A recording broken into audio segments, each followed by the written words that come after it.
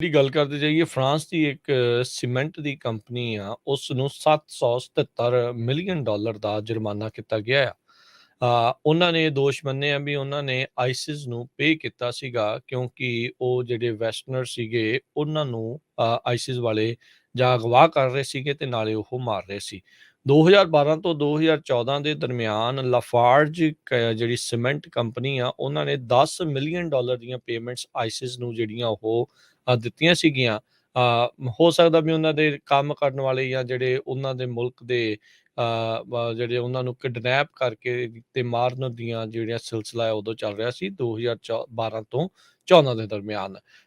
ਅੱਜ ਕੁਝ ਦਿਨ ਪਹਿਲਾਂ ਇਹਨਾਂ ਨੇ ਆਪਣੇ ਇਹਨਾਂ ਦੋਸ਼ਾਂ ਨੂੰ ਕਬੂਲਿਆ ਸੀਗਾ ਵੀ ਅਸੀਂ ਜਿਹੜੇ ਆਈਸਿਸ ਨੂੰ ਪੇਮੈਂਟਸ ਜਿਹੜੀਆਂ ਉਹ ਦਿੱਤੀਆਂ ਸੀ ਤੇ ਹੁਣ ਉਹ ਪੇਮੈਂਟਸ ਕਰਨ ਦੇ ਲਈ ਇਹਨਾਂ ਨੂੰ 777.8 ਮਿਲੀਅਨ ਡਾਲਰ ਦਾ ਹੋਰ ਜਿਹੜਾ ਜੁਰਮਾਨਾ ਆ ਉਹ ਕੀਤਾ ਗਿਆ ਆ ਇਸੇ ਚੀਜ਼ ਨੂੰ ਕਰਨ ਦੇ ਲਈ। ਤੇ ਇਹ ਇਹਨਾਂ ਨੇ ਪੇਮੈਂਟ 10 ਮਿਲੀਅਨ ਵਾਲੀਆਂ ਉਹਨਾਂ ਨੇ ਤਾਂ ਦਿੱਤੀਆਂ ਸੀਗੀਆਂ ਤਾਂ ਜੋ ਇਹਨਾਂ ਦਾ ਜਿਹੜਾ ਪਲਾਂਟ ਆ ਸੀਰੀਆ ਦੇ ਵਿੱਚ ਉਹ ਆਪਰੇਸ਼ਨਲ ਰਹਿੰਦਾ, ਉਹ ਚੱਲਦਾ ਰਹਿੰਦਾ।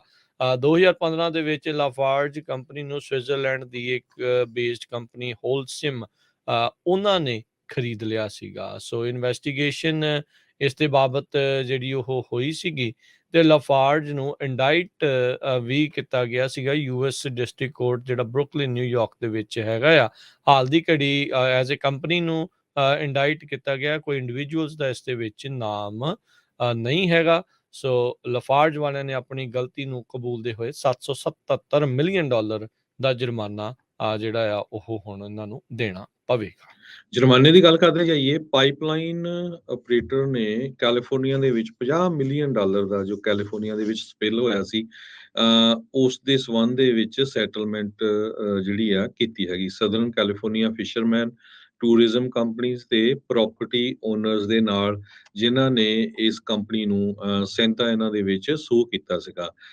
ਐਂਪਲੀਫਾਈ એનર્ਜੀ ਕਾਰਪੋਰੇਸ਼ਨ ਇਹ ਕੰਪਨੀ ਆ ਜਿਨ੍ਹਾਂ ਦੀ ਪਾਈਪਲਾਈਨ ਅਕਤੂਬਰ 2021 ਦੇ ਵਿੱਚ ਰਪਚਰ ਹੋ ਗਈ ਸੀ, ਟੁੱਟ ਗਈ ਸੀ ਤੇ ਇਹ ਜਿਸ ਦੇ ਨਾਲ 25,000 ਗੈਲਨ 94,600 ਲੀਟਰ ਕਰੂਡ ਆਇਲ ਜਿਹੜਾ ਆ ਉਹ ਪੈਸੀਫਿਕ ਓਸ਼ਨ ਦੇ ਵਿੱਚ ਇੱਕ ਤਰ੍ਹਾਂ ਦੇ ਨਾਲ ਫੈਲ ਗਿਆ ਸੀ ਤੇ ਬਿਜ਼ਨਸਸ ਰੈਜ਼ੀਡੈਂਟਸ ਨੇ ਸਾਰਿਆਂ ਨੇ ਇਹ ਕੇਸ ਫਾਈਲ ਕੀਤਾ ਸੀ ਫੈਡਰਲ ਕੋਰਟ ਸੈਂਟਾ ਇਹਨਾਂ ਦੇ ਵਿੱਚ।